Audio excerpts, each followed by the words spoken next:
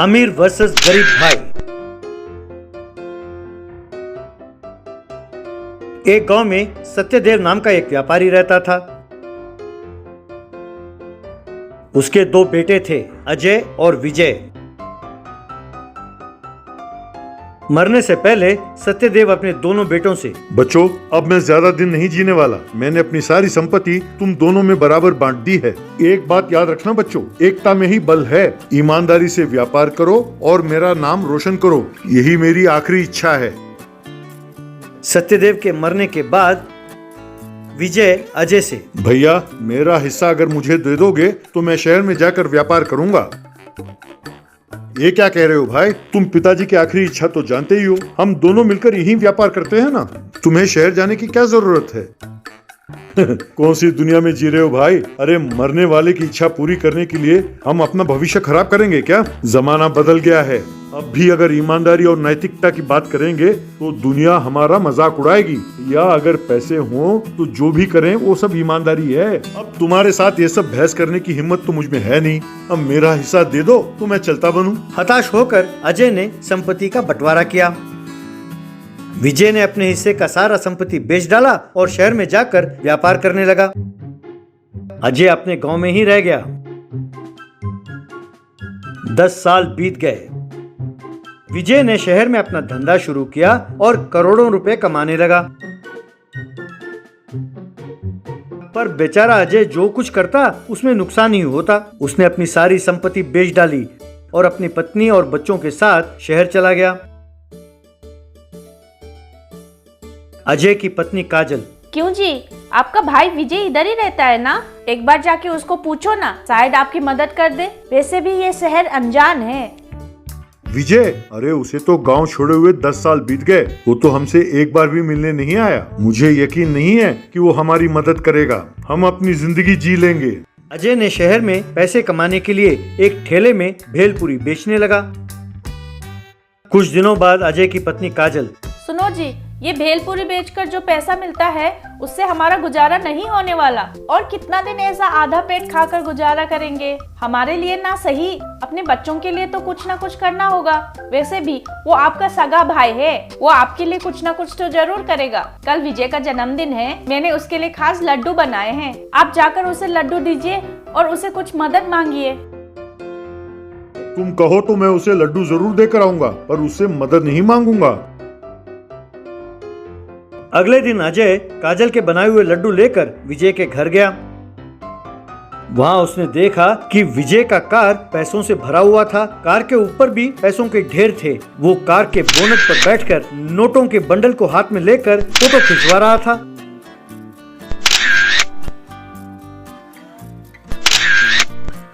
अजय हाथ में लड्डू लेकर काफी देर तक वहीं खड़ा रहा। तभी एक नौकर आया। साहब आपको बुला रहे हैं। भाई, तुम हो? मैंने तुम्हें इस हाल में देखा तो सोचा कि कोई भिखारी है। अजय ने उसकी बातों को अनसुनी करते हुए, तुम्हारे जन्मदिन के अवसर पर तुम्हारे भाभी ने तुम्हारे लिए लड्डू भेजे हैं। मैंने सोचा वो लड्डू तुम्हें देता जाऊं। आप लोग जिस हाल में हैं, इसकी जानकारी मुझे जब तक मिलती रहती है। अगर ईमानदारी और नैतिकता के बारे में सोचते हुए मैं भी धंधा करता तो आज मेरा भी यही हाल होता। मैं पागल नहीं हूँ जो ये ना जानूं कि तुम मुझे इतनी दूर ढूंढते हुए क्यों आए हो। वो नोटों के बंडल देख रहे हो? वो मेरे सोसाइटी में नाम को ऊंचा करने के लिए और अपना ओहदा बढ़ाने के लिए काम में आएंगे। तुम तो जानते ही हो ना कि बिना फायदे के मैं कोई काम नहीं करता। अब तुम जा सकते हो। दिल से मैं तुम्हें सिर्फ लड्डू देने आया था, मेरा और कोई उद्देश्य नहीं है। कहकर उसने लड्डू वहां रखे और घर चला गया।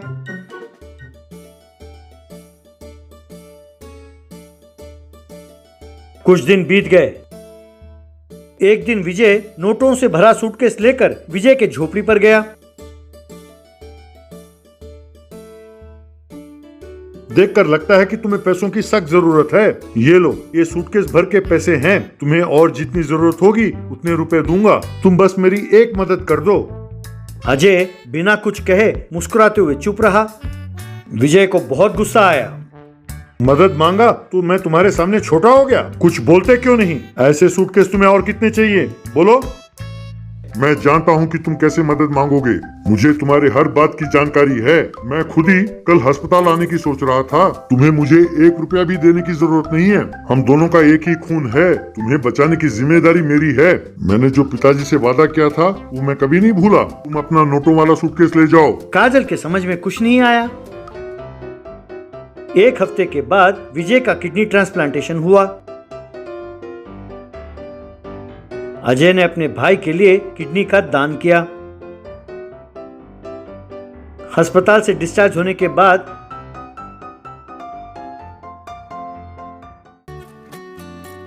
भाई, मैंने पैसे कमाने के लालच में नीति और रिश्तों को भूल गया था। इस डर से कि कहीं तुम्हें पैसे ना देने पड़े, मैंने तुम लोगों को दूर रखा। तुम्हें देखकर समझ में आया कि कुछ चीजें ऐसी होती हैं दुनिया में जिन्हें पैसों से नहीं खरीद सकते। भाई, हम अपने गांव चलते हैं। इस तरह अजय और विजय अपने गांव लौट गए। अजय ने जो संपत्ति बेचा उसे वापस खरीद लिया। अपने पिताजी की आखिरी इच्छा के अनुसार दोनों भाइयों ने धंधा शुरू किया और खुशी खुशी रहने लगे। Scary teacher aeroplane long motor bike. Chhattisgarh के जंगल के पास एक छोटा सा गांव हुआ करता था। उसका नाम था जंगलीपुरा। वो बाहर की दुनिया से बहुत दूर था। वहाँ के सारे लोग जंगल के भरोसे पर ही जीवन गुजारा करते थे। वहाँ एक छोटा सा स्कूल हुआ करता था, लेकिन कोई बच्चे नहीं आने की वजह से वो हमेशा खाली रहता था। बच्चे खेलना या फिर बड़ों के साथ मिलकर काम पर जंगल जाना ऐसे किया करते थे। सिटी में रम्या नाम की एक टीचर हुआ करती थी। वो बहुत अच्छे दिल की थी। एक बार विद्या अधिकारी उसे बुलाए। उसके बगल में एक और आदमी बैठा था।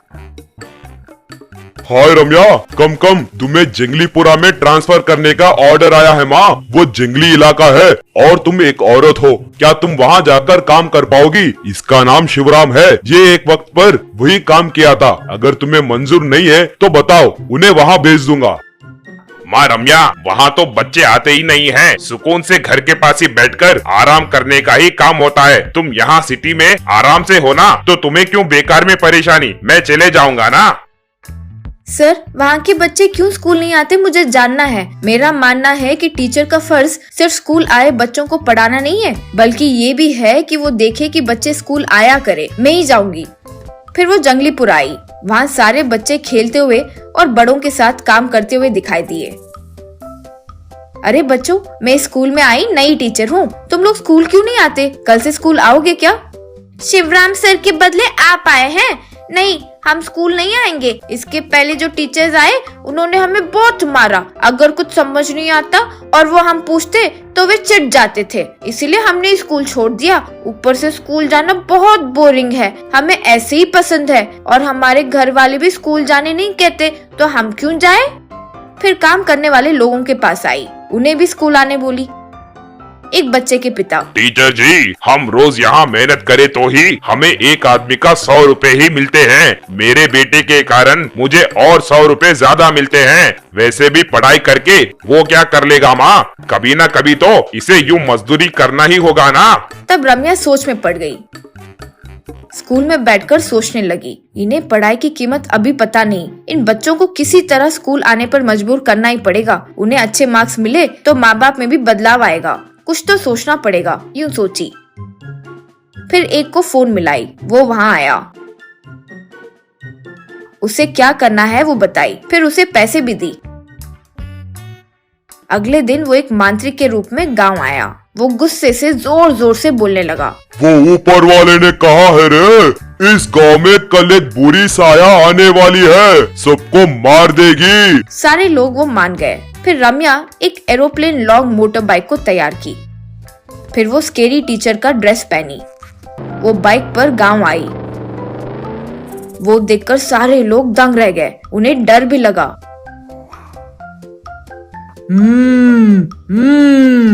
रे, मुझे भूख लगी है। आओ, एक एक आओ और मेरा खाना बन जाओ। जल्दी।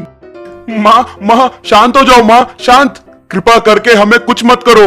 आपको जो चाहिए वो मांगो माँ, हम दे देंगे। तो फिर ठीक है। अगर बच्चे ना पढ़े और सिर्फ काम करे तो मुझे बहुत गुस्सा आता है। लेकिन तुम्हारे गांव में क्या रे, सारे बच्चे ऐसे ही है। उन्हें स्कूल भेजे तो तुम लोगों को बिना खाए मैं छोड़ दूंगी।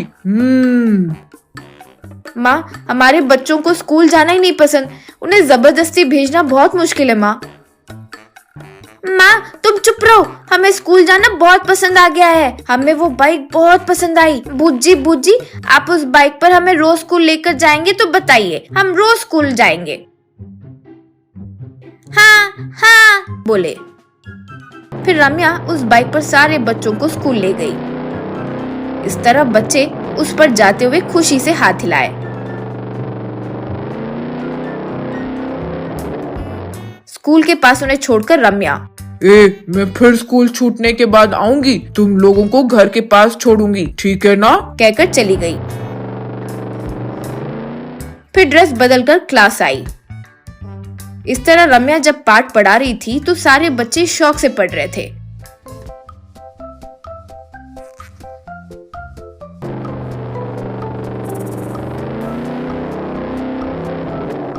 शाम को फिर से स्केरी टीचर के ड्रेस में आकर रम्या उन बच्चों को घर के पास छोड़ी। इस तरह हर रोज उन्हें पिक करके पाठ पढ़ाकर फिर शाम को घर छोड़ना शुरू हुआ।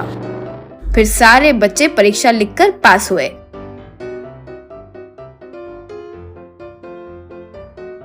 वो बात घर वालों को बताए तो घर वाले बहुत खुश हुए। इसीलिए दोस्तों, अगर कभी किसी का भला करने का सोचो तो रास्ता अपने आप मिल ही जाता है। क्या कहते हो?